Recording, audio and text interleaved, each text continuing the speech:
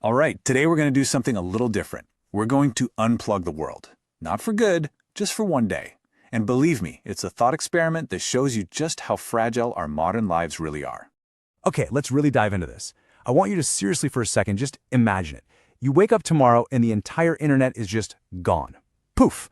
Not forever, just for 24 hours. You might think, oh, that'd be a huge inconvenience, right? Nope. The reality is, it would be a full-on global catastrophe. But see, the thing is, the first few hours wouldn't feel like a catastrophe. They'd just feel off, disorienting. It all starts with what seems like a simple, everyday tech problem.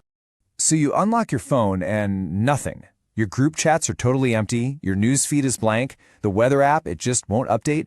There's just this strange, disconnected quiet. So what do? I mean, what do we all do? We perform that familiar ritual, right? You go check the router. Yep, the little lights are blinking. Everything seems fine. You restart your phone. You toggle airplane mode on, then off, and then you wait. You're not worried. Not yet. You're just waiting for things to get back to normal. And here's the crucial part. At this very moment, everyone across the entire globe is doing the exact same thing, and they are all thinking the exact same thought. It'll be back in a few minutes. But in our scenario, it won't. And that's when the real problems kick in. So after that initial confusion starts to wear off, the inconvenience quickly, and I mean quickly, escalates into a full-blown crisis. The systems that run our entire economy are the very first to show the cracks. First, commerce just grinds to a halt. You try to buy a coffee, tap your card, and declined. Not because you don't have the money, but because the little terminal on the counter can't connect to the network to actually verify the transaction. Okay, so plan B, get cash, right? Wrong. The ATMs are also completely offline. They can't connect to the banking network, so they can't dispense any money. All of a sudden, the only real money is the physical cash you have in your pocket. And while all that's happening on a personal level, on a global scale, stock markets either pause trading or just shut down entirely. Trillions of dollars in digital transactions just stop. The lifeblood of the global economy is frozen solid. Now, what's really fascinating here is the huge psychological shift it highlights. The value of money just completely flips on its head. That crumpled $10 bill in your jeans is suddenly way more powerful than your entire digital bank balance. And it reveals a pretty sobering truth. Our super modern, efficient society has almost zero analog backup. So, the financial world is in total chaos. But the internet's invisible threads are woven deep into our physical world too. So now let's see how the systems that move actual things begin to seize up. I mean, just think about how anything gets from point A to point B. Airports can't manage their scheduling. Flights are grounded. Delivery trucks are literally lost without their live routing updates. Warehouses can't scan or track inventory, so the whole system that keeps stores' shelves full starts to break down. Now, the shelves don't go empty in just 24 hours, but the flow of goods has completely stopped. Okay, now there is some good news. The world doesn't completely collapse into chaos. Emergency services, they still function.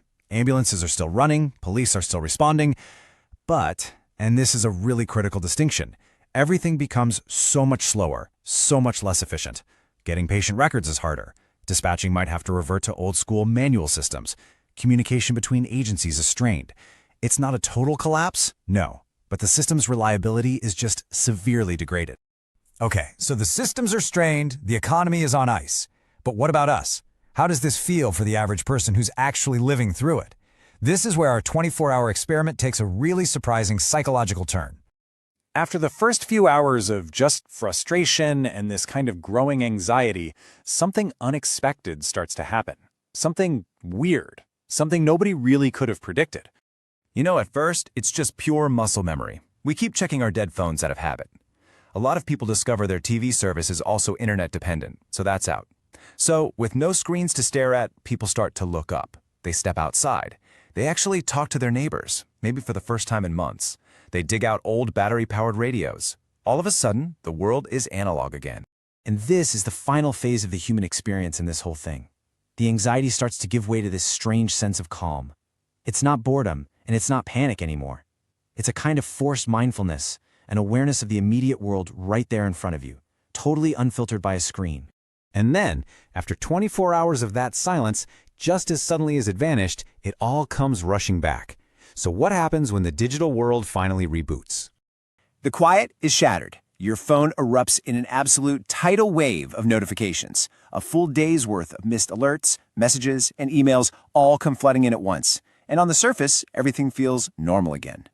But something has profoundly changed. And right here, this is the most important takeaway of all. We're forced to recognize that the internet is not just entertainment. It's not a utility we use for fun. No, it is fundamental infrastructure, just as essential to the functioning of modern society as the power grid or the water mains. Look, this was a thought experiment, a hypothetical 24 hours, but it reveals a very real truth. Our entire modern world is built on a foundation of digital connections that we totally take for granted. So the question isn't just if it could happen, but what are we going to do when it does?